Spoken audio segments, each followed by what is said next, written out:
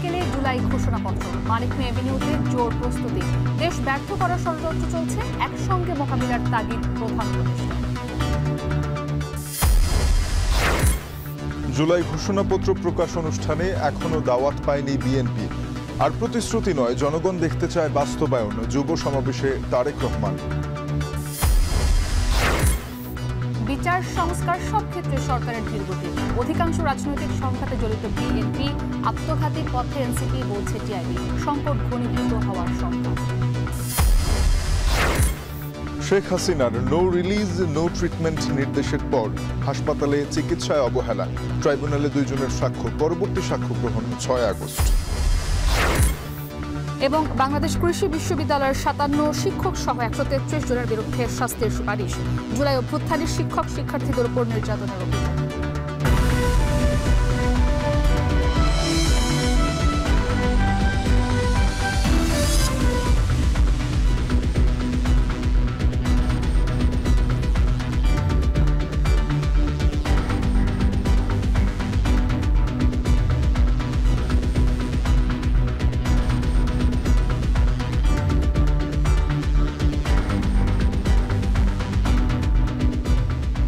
স্বাগত। এখন সন্ধ্যায় পুরো আয়োজন জুড়ে আপনাদের সাথে থাকবো আমরা দুজন, আমি ইসরাত মুক্তি এবং আমি তানজিম শাফিন। গণঅভ্যুত্থানের 1 বছরের মাথায় জুলাই ঘোষণাপত্র চূড়ান্ত করেছে অন্তর্বর্তী সরকার। কাল মানিক মিয়া এভিনিউয়ে ফ্যাসিবাদ বিরোধী সব পক্ষের উপস্থিতিতে এই ঘোষণাপত্র পাঠ করবেন প্রধান উপদেষ্টা। মহান মুক্তিযুদ্ধ সহ অতীতের বিভিন্ন গণতান্ত্রিক সংগ্রাম থেকে শুরু করে জুলাই অভ্যুত্থানের প্রেক্ষাপটের বর্ণনা থাকবে জুলাই ঘোষণাপত্রে। আরও থাকবে আওয়ামী শাসনামলে গুম, খুন, গণহত্যা ও নিপীড়নের উল্লেখ। পাশাপাশি দাবি থাকবে গণহত্যার বিচার সহ শোষণমুক্ত বৈষম্যহীন সমাজ ও রাষ্ট্র সংস্কারের। হাসিব বিল্লার প্রতিবেদনে থাকছে বিস্তারিত। ছাত্র জনতার আন্দোলনে আওয়ামী লীগ সরকার পতনের পর গণঅভ্যুত্থানের একটি ঘোষণাপত্র প্রকাশের উদ্যোগ নেয় বৈষম্য বিরোধী ছাত্র আন্দোলন ও জাতীয় নাগরিক কমিটি। গত বছরের শেষ দিন 31 ডিসেম্বর ওই ঘোষণাপত্র প্রকাশের কর্মসূচি দেয়া হয়। তখন ঐক্যের স্বার্থে অভ্যুত্থানের সকল পক্ষকে সঙ্গে নিয়ে ঘোষণাপত্র তৈরির আশ্বাস দেয় সরকার। তবে থমকে যায় এর অগ্রগতি।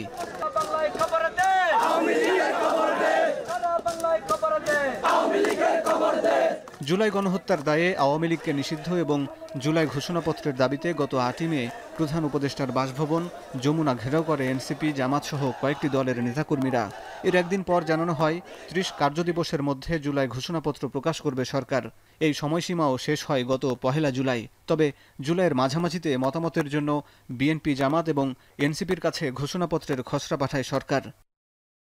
গণঅভ্যুত্থানের বর্ষপূর্তির দিন 5 আগস্ট সংসদ ভবনের দক্ষিণ প্লাজায় জুলাই ঘোষণাপত্র প্রকাশ করবেন অন্তর্বর্তী সরকারের প্রধান উপদেষ্টা অধ্যাপক মোহাম্মদ ইউনূস।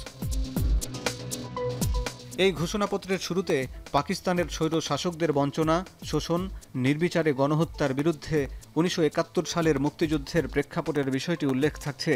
পরবর্তীতে 1975 সালে একদলীয় বাকশাল কায়েমের বিষয়টিও উল্লেখ থাকছে। সেই সাথে সিপাহী জনতার বিপ্লবে বাকশালের অবসান কিভাবে হয়েছিল সেটিও থাকছে জুলাই ঘোষণাপত্রে। 80-র দশকে সামরিক স্বৈর শাসনের বিরুদ্ধে ছাত্র জনতার সংগ্রাম ও 90-এর গণঅভ্যুত্থানকেও যুক্ত করা হয়েছে। 111-এর সেনা সমর্থিত তত্ত্বাবধায়ক সরকারকে সে সময় দেশি বিদেশি ষড়যন্ত্রের ফল হিসাবেও আখ্যা দেওয়া হয়েছে। এই ঘোষণাপত্রে যুক্ত থাকছে আওয়ামী লীগ শাসনামলের সীমাহীন দুর্নীতি, ব্যাংক লুট, অর্থ পাচার সহ বিভিন্ন অনিয়ম। বিগত 3টি জাতীয় সংসদ নির্বাচনকে প্রহসনের ভোট আখ্যা দিয়ে বলা হয়েছে আওয়ামী লীগ সরকার সেই ভোটের মাধ্যমে এদেশের মানুষকে ভোটাধিকার ও প্রতিনিধিত্ব থেকে বঞ্চিত করেছিল।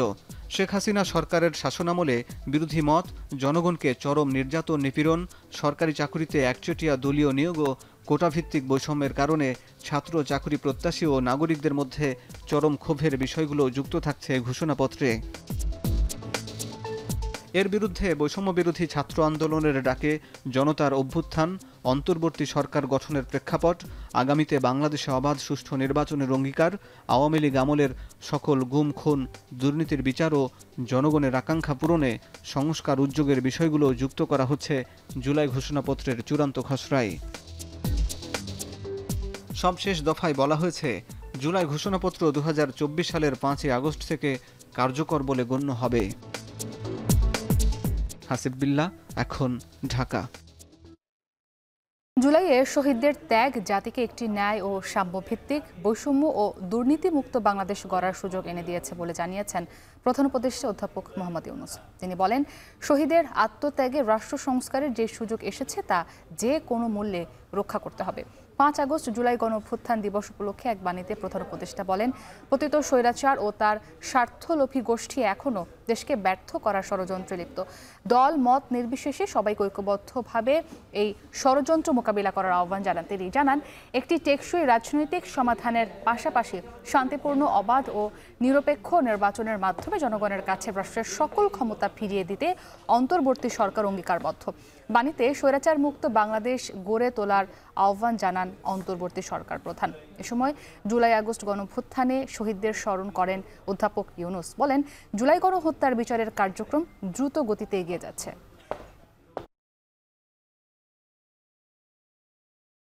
জুলাই সনদে সই করতে বিএনপি প্রস্তুত বলে জানিয়েছেন বিএনপির স্থায়ী কমিটির সদস্য সালাউদ্দিন আহমেদ। সেই সাথে জুলাই সনদ বাস্তবায়নে আরও আলোচনা হলে তাতেও বসতে রাজি আছে বিএনপি। এদিকে 5 আগস্ট জুলাই ঘোষণাপত্রের অনুষ্ঠানে বিএনপি এখনও আমন্ত্রণ পায়নি বলে জানান বিএনপির এই নেতা। রাজধানীর গুলশানের নিজ বাসায় সাংবাদিকদের এসব কথা জানান সালাউদ্দিন আহমেদ। প্রতিবেদনে থাকছে বিস্তারিত। জুলাই সনদ ঘোষণাপত্র ও নির্বাচনের বিষয়ে রাজধানীর গুলশানে নিজ বাসভবনে সংবাদ সম্মেলন ডাকেন বিএনপির স্থায়ী কমিটির সদস্য সালাউদ্দিন আহমেদ। বলেন, জাতীয় ঐকমত্য কমিশনের আলোচনায় 7টি মৌলিক বিষয়ে নোট অব ডিসেন্ট, বাকি 12টিতে সরাসরি একমত হয়েছে বিএনপি। জুলাই সনদের খসড়ায় কিছু শব্দ প্রয়োগ ও বাক্য গঠন ছাড়া বাকি সব কিছুতে শতভাগ একমত বিএনপি। কিছু শব্দ প্রয়োগ ও বাক্য গঠনের অসামঞ্জস্যতা ছিল, যেগুলো আমরা একটু সংশোধন, ঠিক বলা যাবে না, একটু রিঅ্যারেঞ্জ করে একই বক্তব্যের সাথে আমরা শতভাগ একমত হয়ে সেটা আমাদের প্রস্তাব জাতীয় ঐকমত্য কমিশনের যে প্রেরিত খসড়া তার সাথে শতভাগ একমত হয়ে আমরা আমাদের জবাবটা দিয়েছি। তবে জুলাই সনদের আইনগত ভিত্তি ও বাস্তবায়ন প্রক্রিয়া কি হবে তা নিয়ে সবার সঙ্গে আলোচনায় বসতে রাজি বিএনপি। নির্বাচিত সরকারের কাছে জুলাই সনদ বাস্তবায়নের দায়িত্ব না দেয় এনসিপির প্রস্তাব রাজনৈতিক অনভিজ্ঞতা বলে মনে করেন তিনি।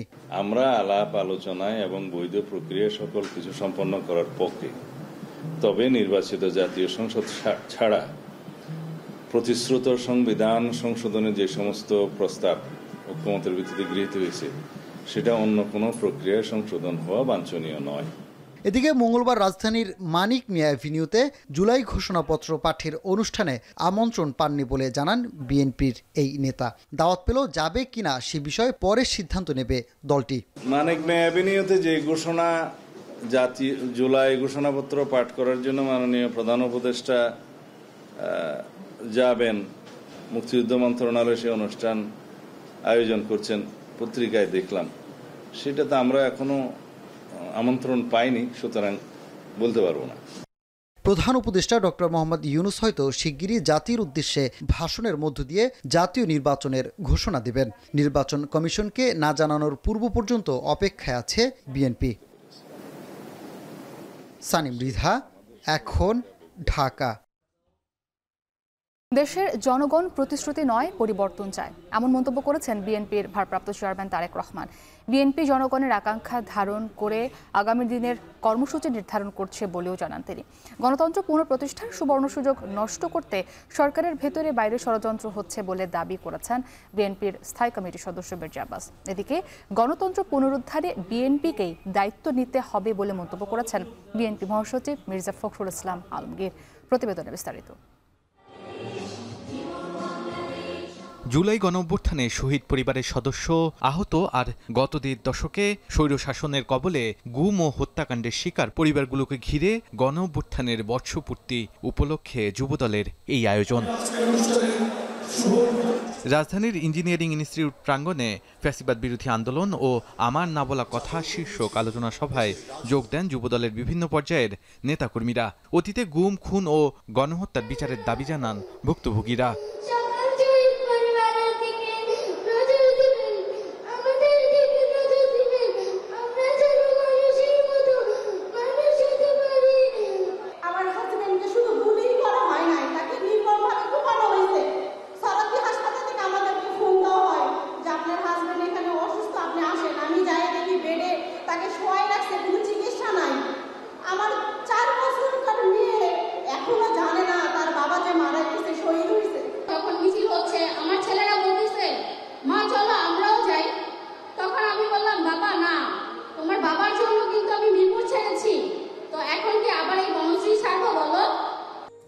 গণতন্ত্র পুনঃপ্রতিষ্ঠার সুবর্ণ সুযোগ নষ্ট করতে সরকারের ভেতরে ও বাইরে ষড়যন্ত্র চলছে বলে দাবি করেন বিএনপির স্থায়ী কমিটির সদস্য মির্জা আব্বাস।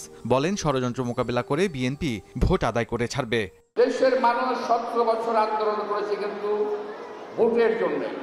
এই ভোট এই সরকারের কাছ থেকে আমরা আদায় করেই ছাড়ব। সরকারের পিছনে, সরকারের ভিতরে বাইরে যতই ষড়যন্ত্র চলুক, কোনো ষড়যন্ত্রকেই বিএনপি অপ্রতিরোধ্য মনে করে না। আর বিএনপির মহাসচিব মির্জা ফখরুল ইসলাম আলমগীর বলেন, দেশে অস্থিরতা সৃষ্টি করতে ষড়যন্ত্র ও চক্রান্ত চলছে। গণতন্ত্র পুনরুদ্ধারে বিএনপিকেই দায়িত্ব নিতে হবে বলে মন্তব্য করেন তিনি। আমরা এই যে একটা সুযোগ পেয়েছি বাংলাদেশে আবার গণতন্ত্রকে তৈরি করবার, বাংলাদেশকে আবার অর্থনৈতিকভাবে সমৃদ্ধ করবার, আসুন সবাই মিলে একসাথে কাজ করে আমরা বাংলাদেশকে সেই দিকে নিয়ে যাই, মাথা উঁচু করে দাঁড়াই। ভার্চুয়ালি উপস্থিত হয়ে বক্তব্য রাখেন বিএনপি চেয়ারপারসন তারেক রহমান। বলেন, দেশের জনগণ প্রতিশ্রুতি নয়, পরিবর্তন চায়। বিএনপি জনগণের আকাঙ্ক্ষা ধারণ করে আগামী দিনের কর্মসূচি নির্ধারণ করেছে। সেই ত্যাগের প্রতি যদি আমাদের সম্মান জানাতে হয়, তাহলে অবশ্যই আমাদেরকে সামনে বাড়তে হবে, আমাদেরকে সামনে এগোতে হবে, এই দেশকে সামনে নিয়ে যেতে হবে। যে প্রত্যাশা নিয়ে তারা রাজপথে নেমে এসেছিলেন, সেই প্রত্যাশা বাস্তবায়নের কাজ শুরু করা, সেই প্রত্যাশা বাস্তবায়নের মাধ্যমে তাদেরকে সম্মান জানানোর একটি মাত্র উপায়ে আমি এটি বিশ্বাস করি। গণতন্ত্র পুনরুদ্ধার করে অর্থনৈতিক উন্নয়নের মাধ্যমে বিএনপি আগামী দিনের বাংলাদেশ নির্মাণ করবে বলে জানান নেতারা। শাহাদাত অফরো, এখন, ঢাকা। আরএফএল ওয়াটার পাম্পের অটো থার্মাল টেকনোলজি, যা বেশি হিটে নষ্ট হয় না, শতভাগ মসৃণ, ব্রাশ ইম্পেলার নিশ্চিত করে অধিক পানির flow. RFL water pump on করলে পানির তুফান। বিচার সংস্কার সব ক্ষেত্রেই সরকারের ধীর গতির অভিযোগ তুলে টিআইবি বলছে, গণঅভ্যুত্থানে অংশ নেওয়া বিভিন্ন পক্ষের নিজস্ব এজেন্ডা সামনে আসায় দলগুলোর মধ্যে মতবিরোধ তৈরি হয়েছে। এতে রাজনৈতিক সংঘাত আরও ঘনীভূত হওয়ার শঙ্কা প্রকাশ করেছে সংস্থাটি। গেল এক বছরে দেশে রাজনৈতিক সংঘাতের 92% ঘটনায় বিএনপি, 22% আওয়ামী লীগ, 5% জামায়াতে ইসলামী এবং 1% ঘটনায় এনসিপির সম্পৃক্ততা ছিল বলে গবেষণা প্রতিবেদন উল্লেখ করেছে টিআইবি। আইনশৃঙ্খলা পরিস্থিতির অবনতি হচ্ছে জানিয়ে সংস্থাটি জানায়, দিনে প্রায় 2,21,00,000 টাকা চাঁদাবাজি হয় রাজধানীর বিভিন্ন পরিবহন টার্মিনাল থেকে। শম্পা বিশ্বাসের প্রতিবেদন। জুলাই গণঅভ্যুত্থানে মানবতা বিরোধী অপরাধে জড়িতদের বিচার নিয়ে জিজ্ঞাসা এবং কৌতূহল রয়েছে দেশে বিদেশে। কিন্তু আসামিদের জামিন না পাওয়া, আদালতে হাজির হতে গিয়ে শারীরিক লাঞ্ছনা ও কৌশলী নিয়োগে বিতর্ক সহ নানা ইস্যুতে প্রশ্নবিদ্ধ হচ্ছে বিচার প্রক্রিয়া। সোমবার অন্তর্বর্তী সরকারের 1 বছরের কার্যক্রম নিয়ে টিআইবির গবেষণা প্রতিবেদনে উঠে আসে এমন পর্যবেক্ষণ। এছাড়া গুমের বিচারে ধীরগতি, নিরাপত্তা ও আইনশৃঙ্খলা রক্ষাকারী সংস্থার বিরুদ্ধে আলামত নষ্টের অভিযোগও পাওয়া গেছে। আন্তর্জাতিক অপরাধ ট্রাইব্যুনালে নিয়োগকৃত বিচারক ও কৌশলীদের নিয়োগ নিয়ে বিতর্ক বা সমালোচনা রয়েছে। তাদের দক্ষতা, অভিজ্ঞতা ও রাজনৈতিক সংশ্লিষ্টতা নিয়েও প্রশ্ন উত্থাপিত হয়েছে। বিচার প্রক্রিয়া শুরু হলেও এবং কিছু ক্ষেত্রে অগ্রগতি হলেও ঢালাও মামলা অভিযুক্ত ব্যক্তিদের বিরুদ্ধে অপরাধের ধরন অনুযায়ী সুনির্দিষ্ট মামলা না দেওয়ার ফলে মামলার ভিত্তি দুর্বল হয়েছে এবং এই কারণে মামলার প্রতিবেদন তৈরিতে চ্যালেঞ্জ সৃষ্টি হয়েছে। টিআইবির গবেষণায় আরও দেখা যায়, দেশের বিভিন্ন স্থানে মব তৈরি করে দাবি আদায় করা হচ্ছে, যাতে অবনতি হচ্ছে আইনশৃঙ্খলা পরিস্থিতির। গত 1 বছরে 471টি রাজনৈতিক সহিংসতায় 121 জন নিহত হয়েছেন, যেখানে রাজনৈতিক দলগুলোর সংশ্লিষ্টতার অভিযোগ পাওয়া গেছে। এছাড়া রাজনৈতিক সংঘাতের 92% ঘটনায় বিএনপি, 22% ঘটনায় আওয়ামী লীগ, 5% জামায়াত ইসলামী এবং 1% ঘটনায় এনসিপির সম্পৃক্ততা রয়েছে। দেখা যাচ্ছে পুলিশ বাহিনীতে মৌলিক সংস্কারের পরিবর্তে কেবল পদোন্নতি প্রদান ও বদলি বিষয়ে মনোযোগ দেওয়া হয়েছে। 1 বছরে আইনশৃঙ্খলা পরিস্থিতির অবনতি অব্যাহত রয়েছে। খুন, ডাকাতি, চুরি, ছিনতাই, ধর্ষণ, আন্দোলন, লুটপাট, অরাজকতা অব্যাহত রয়েছে। এছাড়া আইন হাতে তুলে নেওয়ার প্রবণতা বা মব জাস্টিসের উত্থান আমরা লক্ষ্য করেছি। সংবাদ সম্মেলনে টিআইবির নির্বাহী পরিচালক জানান, রাজনৈতিক দলগুলোর চাঁদাবাজি, দলবাজি, মামলা বাণিজ্যে বিশৃঙ্খল পরিস্থিতির সৃষ্টি হয়েছে। বিশেষ করে নতুন দলগুলো তাদের আদর্শের জায়গা থেকে সরে এসেছে বলে মন্তব্য করেন তিনি। অন্তর্বর্তী সরকারের আমলেও গণমাধ্যমের স্বাধীনতা নিশ্চিত না হওয়ায় হতাশা প্রকাশ করেন টিআইবির নির্বাহী পরিচালক। রাজনৈতিক দলগুলো ট্রেডিশনাল বা কনভেনশনাল রাজনৈতিক দলগুলো ছিল দীর্ঘদিন বাংলাদেশে কর্মরত। তাদের একাংশের মধ্যে দলবাজি, দখলবাজি, চাঁদাবাজি থেকে শুরু করে গ্রেপ্তার বাণিজ্য, মামলা বাণিজ্য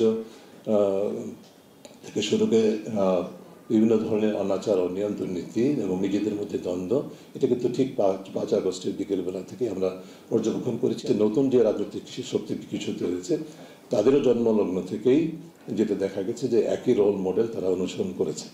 যেটা প্রতিষ্ঠিত রোল মডেল সেটাই দলবাজি, দখলবাজি, চাঁদাবাজি, এই রোল মডেলের মধ্যে তারা নিজেদেরকে নিমজ্জিত করেছে এবং যেই সম্ভাবনা ছিল সেটার থেকে নিজেদেরকে অনেকটাই বঞ্চিত করে আত্মঘাতী পথে অগ্রসর হয়েছে। টিআইবির গবেষণার ফলাফলে মূল্যস্ফীতির চাপ, কর্মসংস্থান সৃষ্টি না হওয়া, দরিদ্র মানুষের সংখ্যা বাড়ার মতো বিষয়গুলো উঠে এসেছে। এছাড়া নির্বাচন নিয়ে অন্তর্বর্তী সরকারের কোনো সুস্পষ্ট রোডম্যাপ না থাকায় রাজনৈতিক অস্থিরতা সৃষ্টি হচ্ছে বলে সংবাদ সম্মেলনে মন্তব্য করেন বক্তারা। শম্পা বিশ্বাস, এখন, ঢাকা। আইনশৃঙ্খলা পরিস্থিতির উন্নতি কাঙ্ক্ষিত মাত্রায় পৌঁছাতে পারেনি, তবে অন্তর্বর্তী সরকার চেষ্টা করে যাচ্ছে বলে জানিয়েছেন স্বরাষ্ট্র উপদেষ্টা জাহাঙ্গীর আলম চৌধুরী। সকালে সচিবালয়ে ব্রিফিংয়ে এক প্রশ্নের জবাবে স্বরাষ্ট্র উপদেষ্টা মব সহিংসতা আগের চেয়ে কমেছে বলে দাবি করেন। বলেন, নির্বাচনকে ঘিরে আইনশৃঙ্খলা বাহিনী সজাগ আছে। বর্তমান পুলিশ প্রশাসন দিয়ে নির্বাচন হবে জানান তিনি। এছাড়া 5 আগস্টকে ঘিরে জনসাধারণের আতঙ্কের কোনো কারণ নেই বলেও আশ্বস্ত করেন স্বরাষ্ট্র উপদেষ্টা।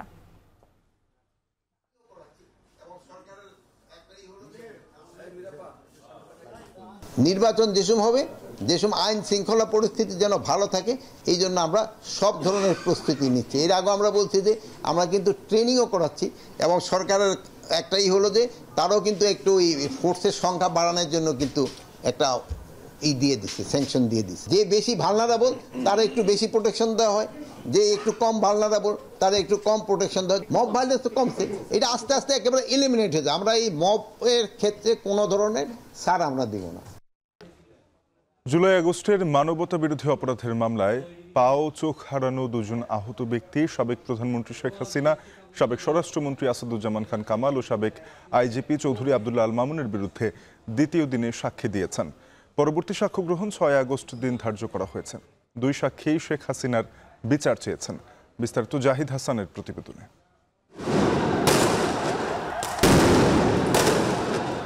জুলাই আগস্টে সংঘটিত মানবতা বিরোধী অপরাধের অভিযোগে রোববার বিচার শুরু হয় সাবেক প্রধানমন্ত্রী শেখ হাসিনার। আসামি হিসাবে আরও আছেন সাবেক স্বরাষ্ট্রমন্ত্রী আসাদুজ্জামান খান কামাল ও আইজিপি চৌধুরী আব্দুল্লাহ আল মামুন। এর ধারাবাহিকতায় দ্বিতীয় দিন সোমবার আবদুল্লাহ ইমরান ও পারভিন আন্তর্জাতিক অপরাধ ট্রাইব্যুনালে সাক্ষ্য দেন। ট্রাইব্যুনালে গণ অভ্যুত্থানে আহত ইমরান বলেন, শেখ হাসিনা জুলাই মাসে পঙ্গু হাসপাতালে আহতদের দেখতে গিয়ে নো রিলিজ নো ট্রিটমেন্ট বলার পর চিকিৎসায় অবহেলা হয়েছে, তাকে বাধা দেওয়া হয়েছে চিকিৎসা নিতে। জুলাই আগস্টের গণ আন্দোলনে বিজয়নগর পানির ট্যাঙ্ক এলাকায় ভূমিকা রাখেন আহত ইমরান। পুলিশের গুলিতে 1 পা হারান তিনি, চলাফেরা করেন কৃত্রিম পায়ে। এ সময় তিনি বলেন, উন্নত চিকিৎসার জন্য তাকে অন্য কোনো হাসপাতালে যেতে দেয়া হয়নি, এমনকি দেয়া হয়নি রিলিজও। আব্দুল্লাহ আল ইমরানের ঘটনা, ওইখান থেকে ওনাকে নিয়ে যাওয়া হয়েছিল, হাসপাতালে ভর্তি ছিলেন, ভালো মতো চিকিৎসা হয় নাই। ওনার সামনে বলা হয়েছে যে নো রিলিজ নো ট্রিটমেন্ট। উনি মনে করেছিলেন যে হয়তো চিকিৎসা হবে, কিন্তু পরবর্তী যে অবস্থাগুলো দেখেছেন উনি, তাতে ওনার কাছে মনে হয়েছে যে নো রিলিজ নো ট্রিটমেন্ট অর্থ হচ্ছে যে রিলিজও দেওয়া হবে না, ট্রিটমেন্টও দেওয়া হবে না, এবং ওনার পা পচে গেছে কিন্তু চিকিৎসা দেওয়া হয়নি। ওনাকে বলা হয়েছে সকাল 8টায় অপারেশনে নিয়ে যাওয়া হয়নি। আরও বিভিন্ন অনিয়ম, ক্যাবিন দেওয়া হয়নি, দুর্গন্ধে মানুষ থাকতে পারছিল না, সেইখানে তাদেরকে সহায়তা করার মতো লোক ছিল না। এ ধরনের বিস্তারিত বর্ণনা উনি দিয়েছেন। বিচারপতি গোলাম মর্তুজা মজুমদারের নেতৃত্বে 3 সদস্যের ট্রাইব্যুনালে সাক্ষ্য দিতে গিয়ে আরেক সাক্ষী পারভিন বলেন, শেখ হাসিনার কারণে চোখ হারিয়েছি, সবকিছুর জন্য শেখ হাসিনা দায়ী। যাত্রাবাড়ি এলাকায় চোখ হারান এই কর্মজীবী নারী। চোখ হারানোর ঘটনাটা ঘটেছে এটাও যাত্রাবাড়িতে। মুমূর্ষ আহত ব্যক্তিকে বাঁচানোর অবস্থায় উনি তাকে উদ্ধার করতে গেছিলেন। তাকে কিভাবে হত্যা করা হয়েছে, তার চোখে কিভাবে গুলি করা হয়েছে তার বর্ণনা দিয়েছে। তার চিকিৎসা করা হয়নি, 5 তারিখের আগে ভালো হবে সেটার বর্ণনা দিয়েছেন। 5 তারিখের পরে তার চিকিৎসা ভালো হয়েছে সেটা বলেছেন। উনি এই ঘটনার জন্য যারা দায়ী তাদের নাম বলেছেন, একজনের নাম বলেছেন এবং তার বিচার চেয়েছেন। শেখ হাসিনা ছাড়াও সাবেক স্বরাষ্ট্রমন্ত্রী আসাদুজ্জামান খান কামাল, সাবেক আইজিপি চৌধুরী আব্দুল্লাহ আল মামুনকে দায়ী করেন সাক্ষীরা। রোববার প্রথম দিনে সাক্ষ্য দেন খোকন চন্দ্র বর্মন। পরবর্তী সাক্ষ্য গ্রহণ 6 আগস্ট। জাহিদ হাসান, এখন ঢাকা। শেখ হাসিনা অতীতের সব কারচুপির রেকর্ড ভেঙেছেন। বিশ্বের ইতিহাসে এমন ভুতুরে নির্বাচন আর হয়নি বলে মন্তব্য করেছেন আইন উপদেষ্টা ডক্টর আসিফ নজরুল। বিকেলে পররাষ্ট্র মন্ত্রণালয় আয়োজিত জুলাই গণঅভ্যুত্থান দিবস উপলক্ষে এক সেমিনারে কথা বলেন তিনি। শুধুমাত্র শেখ হাসিনার কারণে ভারত পুরো দেশকে তাদের কৃতদাস ভাবত বলেও মন্তব্য করেন তিনি। সেমিনারে পররাষ্ট্র উপদেষ্টা জানান, শেখ হাসিনাকে ফিরিয়ে দেওয়ার ব্যাপারে এখনও ইতিবাচক সাড়া দেয়নি ভারত। মিত্র দেশগুলোর সাথে সম্পর্ক উন্নয়নে জোর দেওয়া হচ্ছে বলেও জানান পররাষ্ট্র উপদেষ্টা। যখন একজন তরুণ উদ্ধার হন পানি থেকে ভূমধ্যসাগর, তিনি নিঃসন্দেহে একজন ভিকটিম। দেশে ফেরত আসেন, আমরা তাকে ভিকটিম হিসাবে আমরা তাকে সহানুভূতির বন্যায় ভাসিয়ে দিই, সেটা ঠিক আছে। কিন্তু আমরা কখনোই নজর দিই না যে উনি কেন ওখানে পৌঁছতে পারলেন, কেন উনি একজন ইল্লিগাল ইমিগ্রেন্ট হিসাবে ইটালিতে যাওয়ার জন্য পৌঁছতে পারলেন, এবং তার এই আইন ভাঙার পেছনে আরও কিছু মানুষ আছে, আরও শক্তিশালী যারা আইন ভেঙেছে। এত বড় বড় যে কথা বলি যে এমন দেশটি কোথাও খুঁজে পাবে না, তুমি কি দেশ বানিয়েছি আমরা, যে দেশে পাসপোর্ট নিয়ে গেলে অন্য দেশে নিচু চোখে দেখে। আচ্ছা, এরকম একটা শেখ হাসিনা এরকম চরম অত্যাচারী খারাপ শাসক ছিল ইত্যাদি, একটা খুব ভালো সংবিধান রচনা হয়ে যাবে, আমরা সবাই ভালো হয়ে যাবো, এত সোজা। আর যারা ভালো হওয়ার কথা বলি তারা নিজেরা ভালো হয়েছি। সত্যি কথা বলার জন্য কি সংবিধান লাগবে? মিথ্যা মানুষকে ট্যাগ দেওয়া থেকে বিরত থাকার জন্য কি সংবিধান লাগবে? পরমত সহিষ্ণু হইতে হলে কি সংবিধান লাগে? আর একা একা কোনো কিছুর মালিকানা দাবি করে বাকিদেরকে বঞ্চিত যেন না করি, এটা জন্য কি সংবিধান লাগে? এটা জন্য সুশিক্ষা লাগে, ভালো মানুষ হইতে হয়। জুলাই ঘোষণাপত্র প্রকাশ উপলক্ষে রাজধানীর মানিক মিয়া এভিনিউয়ে চলছে শেষ মুহূর্তের প্রস্তুতি। সেখানে আছেন সহকর্মী মেজবা লগ্ন, যুক্ত হব তার সাথে। লগ্ন, আগামীকাল তো জুলাই ঘোষণাপত্রের পাশাপাশি আরও বেশ কিছু সাংস্কৃতিক আয়োজনও রয়েছে মানিক মিয়া এভিনিউতে। আজকে কি পরিস্থিতি দেখছেন? আইন শৃঙ্খলা বাহিনীর অবস্থান কেমন দেখছেন, জানাবেন? শাফিন, একদম শুরু থেকে এই মানিক মিয়া এভিনিউতে আমরা দেখেছি যে আইন শৃঙ্খলা বাহিনী যারা রয়েছেন তারা কিন্তু একদম তৎপর অবস্থানে থেকেছেন। তারা তাদের যে কর্মসূচি রয়েছে, অর্থাৎ আইন শৃঙ্খলা জোরদার করবার জন্য যে সকল পদক্ষেপ নেওয়া উচিত সব ধরনের পদক্ষেপই তারা নিয়েছেন। আমরা এই মুহূর্তে রয়েছি একদম মানিক মিয়া এভিনিউয়ের যে সড়ক রয়েছে, এই সড়কের এখানে আমরা রয়েছি। যে মঞ্চটা এই মুহূর্তে দেখা যাচ্ছে, সেই মঞ্চটার মধ্যে এখন যে এই মঞ্চের মধ্যে আপাতত যে সাংস্কৃতিক আয়োজন রয়েছে, আগামীকালকে দিনভর যে সাংস্কৃতিক আয়োজন রয়েছে সেই প্রস্তুতিটা নেওয়া হয়েছে। অর্থাৎ সংস্কৃতি মন্ত্রণালয়ের উদ্যোগে এখানে আসলে একটি সাংস্কৃতিক আয়োজন রয়েছে, যেটি আসলে বাংলাদেশ শিল্পকলা একাডেমি তারা কিন্তু এখানে বাস্তবায়ন করবে, এবং এছাড়াও কিন্তু বাংলাদেশ চলচ্চিত্র সংসদ তারা এখানে সক্রিয়ভাবে এই পুরো বিষয়টি আয়োজনের ক্ষেত্রে সহায়তা করছে। এবং আরও একটি তথ্য দিতে চাই, এখানে আসলে দুটি মঞ্চ করা হচ্ছে।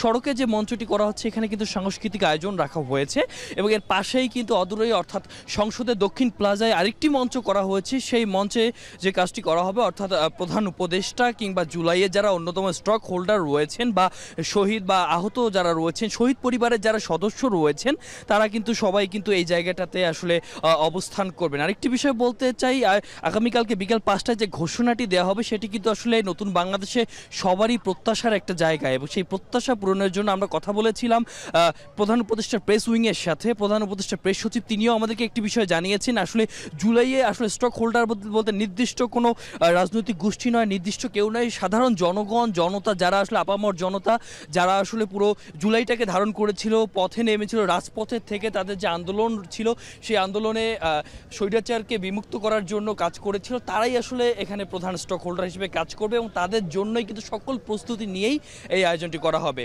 তো এই ছিল এখন থেকে এই জায়গা থেকে সর্বশেষ। শাফিন, সংসদ নির্বাচনের জন্য প্রয়োজনীয় সামগ্রী কেনাকাটা 30 সেপ্টেম্বরের মধ্যে শেষ হবে। দুপুরে নির্বাচন ভবনের সমসাময়িক বিষয়ে ব্রিফিংয়ে ইসি সচিব আক্তার আহমেদ জানান, সময় মতো নির্বাচনের তফসিল দেবে কমিশন। নতুন দল নিবন্ধনের কাজ চলছে জানিয়ে রাজনৈতিক দলের বিধিমালা চলতি সপ্তাহেই চূড়ান্ত করার কথা জানান ইসি। মিয়া আমিরুলের প্রতিবেদন। ত্রয়োদশ জাতীয় সংসদ নির্বাচন অনুষ্ঠানের জন্য নানামুখী কর্মযজ্ঞ চলছে নির্বাচন কমিশনে। বিশেষ করে ভোটার তালিকা হালনাগাদ, আচরণ বিধিমালা চূড়ান্ত, নতুন রাজনৈতিক দল নিবন্ধন, সংসদীয় আসনের সীমানা নির্ধারণ এবং নির্বাচনী সামগ্রী ক্রয় নিয়ে। পাশাপাশি আলাপ আলোচনা চলছে নির্বাচনে দেশি বিদেশি পর্যবেক্ষক নিয়োগেও। এসব বিষয় সোমবার ইসি সচিবালয়ে সাংবাদিকদের সাথে কথা বলেন কমিশন সচিব। আগামী সেপ্টেম্বরের মধ্যে নির্বাচনী সামগ্রী ক্রয়ের কাজ সম্পন্ন করতে চায় নির্বাচন কমিশন। নির্বাচনের প্রাক প্রস্তুতি দেখতে সেপ্টেম্বরের মাঝামাঝিতে 7 সদস্যের ইইউ প্রতিনিধি দল ঢাকায় আসছে বলেও জানান ইসি সচিব। ইউরোপিয়ান ইউনিয়নের একটা pre election observer team mid of September ওনারা ভিজিট করবেন। 3 জন বিদেশি আর 4 জন স্থানীয়, সব মিলিয়ে 7 জন। নিবন্ধিত 51টি দলের মধ্যে 2024 সালের আইভিআর হিসাব জমা দিয়েছে 30টি দল। 15টি দল সময় বাড়ানোর আবেদন করলেও বাকি দলগুলোর খোঁজ মেলেনি। রাজনৈতিক সংগঠন এবং বিভিন্ন সংগঠন এবং ব্যক্তি পর্যায়ে অনেকে আমাদের বিভিন্ন মতামত দিয়েছেন, যেগুলো আমরা যেটার সাথে মনে করেছি যে যৌক্তিক, সেই জিনিসগুলোকে আমরা ইনকর্পোরেট করেছি। ইনকর্পোরেট করে ফাইনাল রিভিউয়ের জন্য আমরা এটা কমিশন মিটিং আছে, সেখানে আমরা উপস্থাপিত হবে। কমিশন যদি চূড়ান্ত করে দেয়, চূড়ান্ত হয়ে যাবে। এছাড়া রাজনৈতিক দলের আচরণ বিধিমালায় যুক্ত হতে পারে এআই প্রযুক্তির ব্যবহারের বিষয়টি। আগামী 31 আগস্ট চূড়ান্ত ভোটার তালিকা প্রকাশের কথাও জানান কমিশন সচিব। আগের বাদ পড়া ভোটার এবং যাদের নাম কর্তন করা হয়েছে, এই দুটো তালিকায় আমরা প্রকাশ করব, যাতে দাবি বা আপত্তি কোনো কিছু থাকলে সেটা আমরা নিষ্পত্তি করে 31 আগস্টের ভিতরে আমরা এটাকে ফাইনালাইজ করব। নির্বাচন কমিশনের প্রতি আস্থা অনাস্থার প্রশ্নে রাজনৈতিক দলগুলোর বক্তব্য কমিশনের আওতাভুক্ত নয় বলে মন্তব্য করেছেন কমিশন সচিব। আস্থার বিষয়টাতে হচ্ছে যে আমি কতটুকুতে খুশি হব, এটা নিজের ব্যাপার। মিয়া আমিরুল, এখন, ঢাকা। ছাত্র জনতার আন্দোলন সহ বিভিন্ন সময়ে বিশ্ববিদ্যালয়ের শিক্ষক শিক্ষার্থীদের উপরে নির্যাতনের অভিযোগে বাংলাদেশ কৃষি বিশ্ববিদ্যালয়ের 154 জন শিক্ষক শিক্ষার্থী, কর্মকর্তা কর্মচারীকে শাস্তির সুপারিশ এবং চাকরি থেকে বহিষ্কার, অপসারণ ও সনদ বাতিলের শাস্তি প্রদান করেছে বিশ্ববিদ্যালয় প্রশাসন। এর মধ্যে 18 জন শিক্ষককে বহিষ্কার ও অপসারণ, 10 শিক্ষার্থী বহিষ্কার ও 42 শিক্ষার্থীর সনদ বাতিল করা হয়েছে। শিক্ষার্থীরা সবাই নিষিদ্ধ সংগঠন ছাত্রলীগের নেতাকর্মী। বিস্তারিত দেখুন প্রতিবেদনে।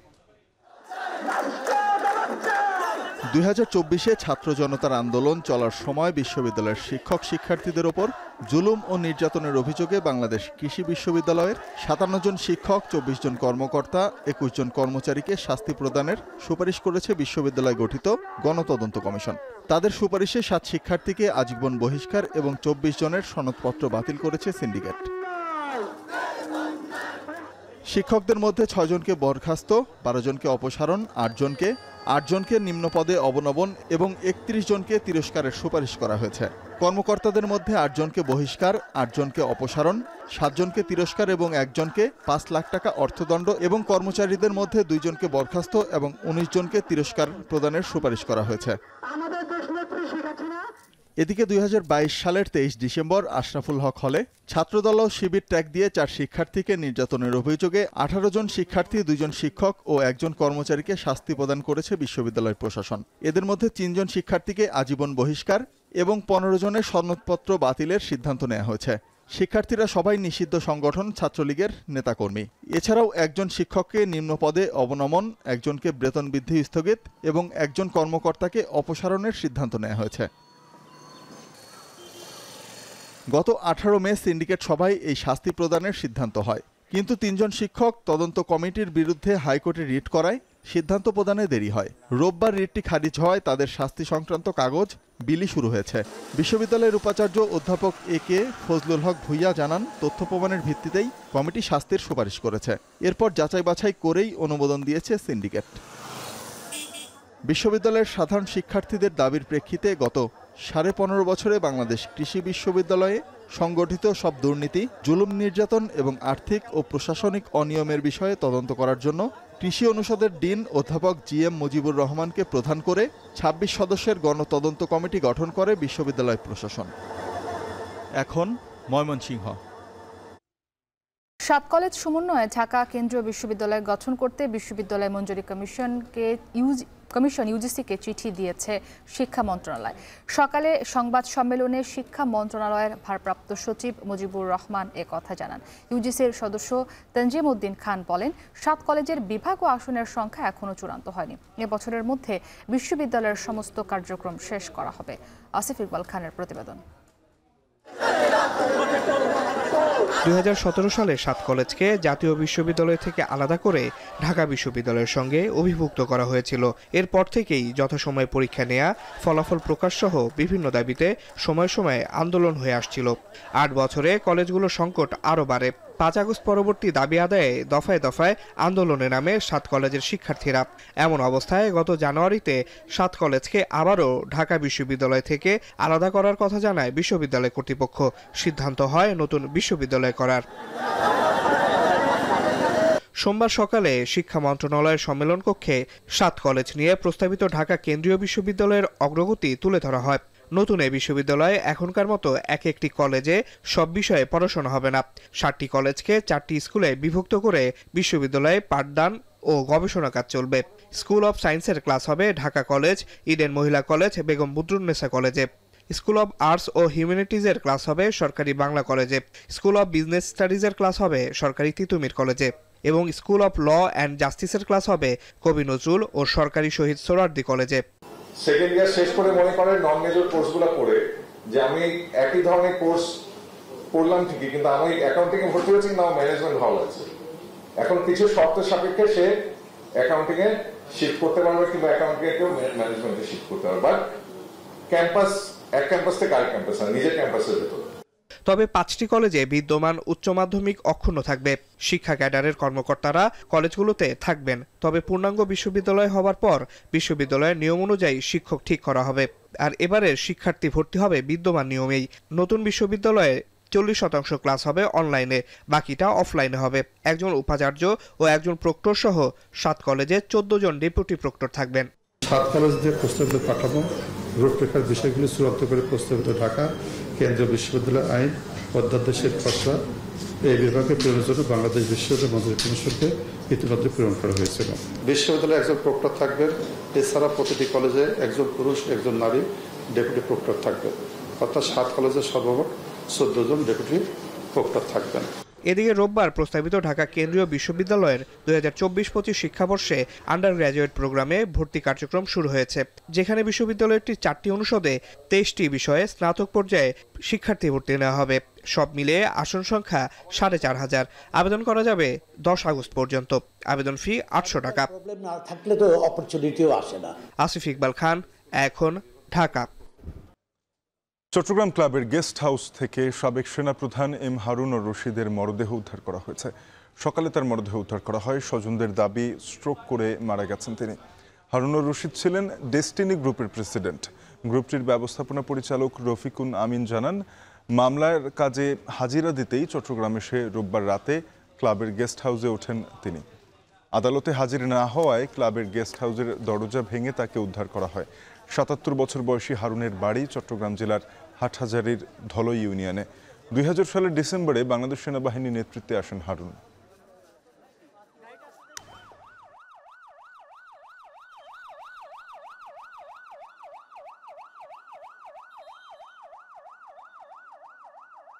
আর্মি অফিসার যারা এখানে ছিলেন তারা বললেন এই বডি অলরেডি ওনারা নিয়েছেন এতে সিএমএচে, ওটা ওনারা রাখবেন, ওখানে ওনারা একটা জানাজা করবেন। মানুষের স্ট্রোক অনেক সময় ফ্যামিলি মেম্বাররা পাশে বসে থাকে, পাশে শুয়ে থাকে, মরে মানে পেশেন্ট এক্সপায়ার করে তাও ধরতে পারে না, কারণ স্ট্রোক যে কোনো সময় হতে পারে। যদি একলা ছিলেন হতেই পারে। শেষ করবো এখন সন্ধ্যা। তার আগে শিরোনামগুলো আরো একবার। কাল বিকেলে জুলাই ঘোষণাপত্র, মানিক মিয়া এভিনিউতে জোর প্রস্তুতি। দেশ ব্যর্থ করার ষড়যন্ত্র চলছে, একসঙ্গে মোকাবিলার তাগিদ প্রধান উপদেষ্টা। ঘোষণাপত্র প্রকাশ অনুষ্ঠানে অংশ নেয়ার বিষয়ে সিদ্ধান্ত নেয়নি বিএনপি। আর প্রতিশ্রুতি নয়, জনগণ দেখতে চায় বাস্তবায়ন। যুব সমাবেশে তারেক রহমান। বিচার সংস্কার সব ক্ষেত্রে সরকারের ধীরগতি। অধিকাংশ রাজনৈতিক সংঘাতে জড়িত বিএনপি, আত্মঘাতী পথে এনসিপি, বলছে টিআইবি। শেখ হাসিনার নো রিলিজ নো ট্রিটমেন্ট নির্দেশের পর হাসপাতালে চিকিৎসায় অবহেলা, ট্রাইব্যুনালে দুজনের সাক্ষ্য, পরবর্তী সাক্ষ্য গ্রহণ 6 আগস্ট। এবং বাংলাদেশ কৃষি বিশ্ববিদ্যালয়ের 57 শিক্ষক সহ 133 জনের বিরুদ্ধে শাস্তির সুপারিশ, জুলাই অভ্যুত্থানে শিক্ষক শিক্ষার্থীদের উপর নির্যাতনের অভিযোগ। এই ছিল এখন সন্ধ্যায়। এখন টেলিভিশন ওয়েবসাইটে দেখতে ভিজিট করুন এখন.টিভি। যুক্ত থাকুন ফেসবুকে facebook.com/tv.এখন এবং ইউটিউবে দেখতে চোখ রাখুন youtube.com/c/এখন টিভি।